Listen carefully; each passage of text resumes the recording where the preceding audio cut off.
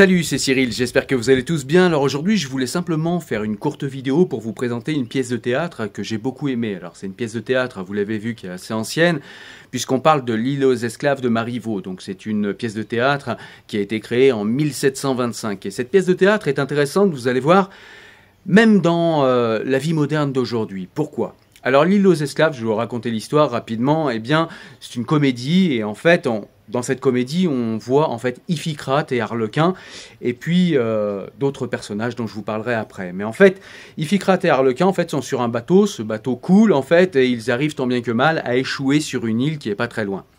Et en fait, cette île s'avère être l'île aux esclaves. Et l'île aux esclaves, elle a une particularité, c'est qu'en fait, eh bien, ce sont d'anciens esclaves grecs, qui se sont échappés et qui en fait ont trouvé refuge sur cette île. La particularité de ces esclaves, c'est tout simplement que quand des maîtres avec leurs esclaves échouent sur l'île, eh bien, pour guérir, disent-ils, pour guérir le maître et pour guérir l'esclave, eh bien, ils vont intervertir les rôles de l'esclave et du maître. C'est-à-dire que le maître va devenir un esclave et l'esclave va devenir un maître. Et c'est ce qui va arriver à Arlequin et à Iphicrate.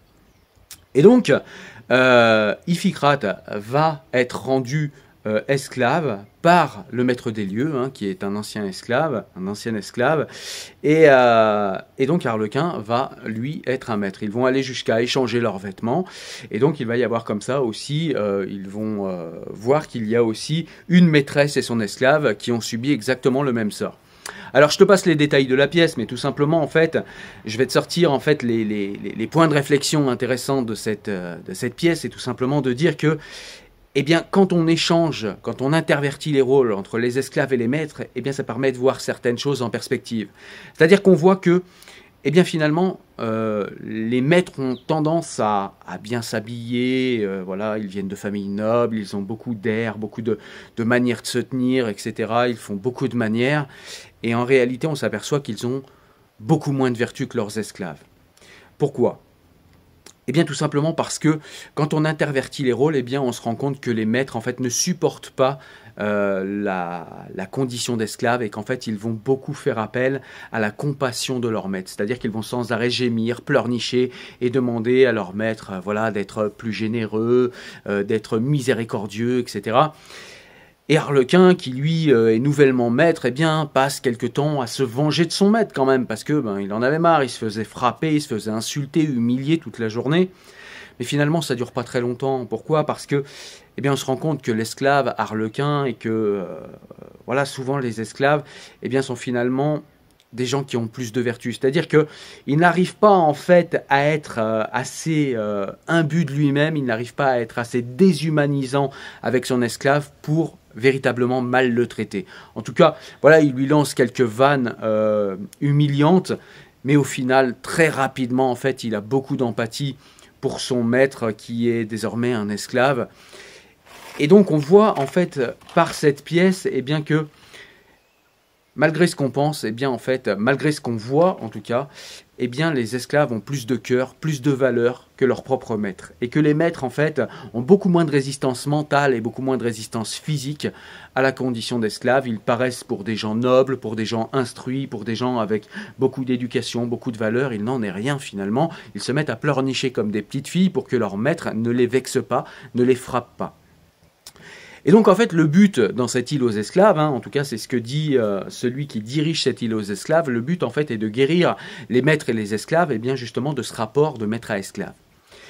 Et donc du coup, eh bien c'est ce qui au final arrive à la fin de la pièce, c'est-à-dire que eh bien les maîtres finalement comprennent que eh bien, les anciens maîtres qui sont désormais devenus esclaves, eh bien comprennent que voilà, c'est peut-être pas forcément une bonne chose de maltraiter leurs esclaves, parce que quand c'est eux qu'ils sont maltraités et quand ils vivent les vexations et les punitions dans leur chair, eh bien ils se rendent compte qu'en fait c'est extrêmement déshumanisant et qu'au final c'est pas forcément mérité. Et puis ils voient en leur maître eh bien une dureté d'âme en fait de gens qui les punissent. Et en fait, justement, les anciens esclaves devenus maîtres, dont est Arlequin, eh bien, n'arrivent pas à être aussi durs que leurs maîtres avant, que leurs anciens maîtres. Parce qu'ils sont trop bons, ils sont trop vertueux, ils sont trop gentils, trop empathiques. Et donc, du coup, eh bien, même Arlequin se rend compte qu'il ne peut pas être un maître parce qu'en vérité, il n'est pas assez déshumanisant, il n'arrive pas à être assez dur, il n'arrive pas à être assez méchant, il n'arrive pas à faire passer son intérêt avant celui de son esclave. C'est quelque chose que Arlequin n'arrive pas à faire. Et donc on voit comme ça eh bien, que finalement les esclaves ont plus de vertus et finalement les anciens esclaves et les anciens maîtres vont ensemble discuter, ils vont ensemble eh bien, chacun comprendre leurs erreurs et le fait d'avoir interverti les rôles eh bien, permet tout simplement d'avoir cet échange qu'ils n'auraient pas eu sans ça. Et donc c'est ça qui est intéressant en fait, parce que si on arrive à coller cette vision des choses entre maître et esclave à la réalité moderne, eh bien on pourrait appliquer cela par exemple à un couple, c'est-à-dire entre un homme et une femme. On pourrait appliquer cela également à un patron qui tyrannise ses employés. Et on pourrait lui montrer que eh bien, ces fameux employés qu'il méprise ont peut-être plus de vertu, de patience et de vertu morale que lui-même, et qu'à ce titre, il devrait peut-être un peu plus les respecter. Et donc, ça permet en fait de faire comprendre, je pense, à chacun cette pièce, eh bien que quand on a quelqu'un qui est en dessous de soi au niveau hiérarchique, que ce soit au travail ou que ce soit dans la vie, parce que parfois dans la vie on peut imaginer des hiérarchies, même quand elles ne sont pas vraies, eh bien il faut quand même avoir de la considération pour ceux qui sont, pense-t-on, en dessous de soi, parce que parfois il se trouve que si hiérarchiquement ils sont en dessous de nous, eh bien il se peut qu'humainement ils soient bien au-dessus de nous, et que ce sont des gens également de valeur qu'il faut respecter.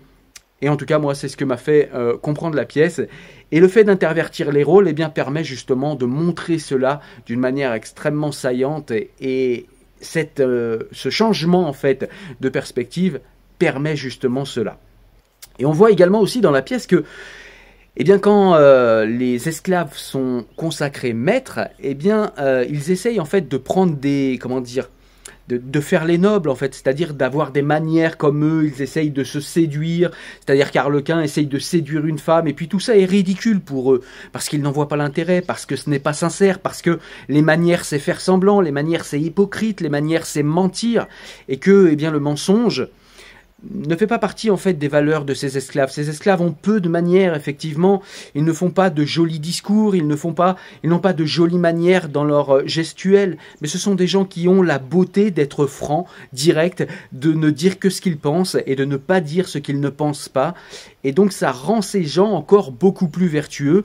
Et donc bah, c'est pareil, si on essaye de coller cette grille de lecture eh bien, dans la société moderne, eh bien, ça nous rappelle que eh bien, tous les gens, vous savez aujourd'hui par exemple en entreprise, on nous parle beaucoup du savoir-être, c'est-à-dire ces gens qui savent sourire, même quand ils sont en colère, qui savent prendre sur eux, même quand ils savent qu'ils ont vécu une injustice, etc.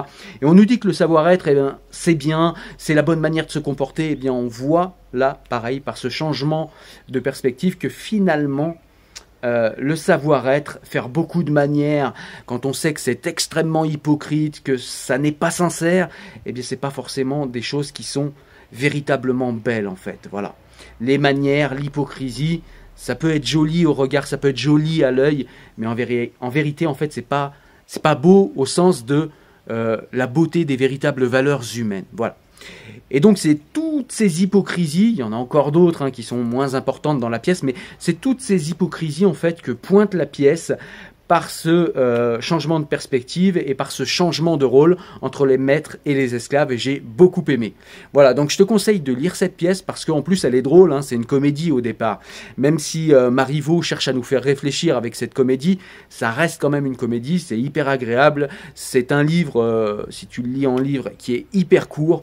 Donc véritablement, voilà, lâchez-vous, allez lire cette pièce de théâtre, vous verrez, vous allez beaucoup aimer, ça va vous apporter des choses. Si jamais vous l'avez déjà lu, eh bien n'hésitez pas à me mettre en commentaire ce que vous en avez pensé. Honnêtement, ça m'intéresse, vous avez peut-être vu des choses que je n'ai pas vues. Mais en tout cas, moi, j'ai beaucoup aimé Marivaux et ça va me donner envie, en fait, de lire d'autres écrits de Marivaux que je connais très peu.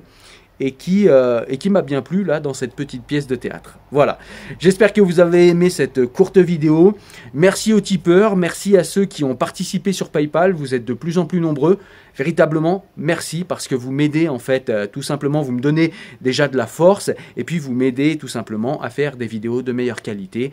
Donc plus ça va continuer et plus je pourrai faire de vidéos et de meilleure qualité elles seront à chaque fois. Donc merci encore à tous. Voilà, je vous dis à très bientôt, prenez soin de vous. Ciao.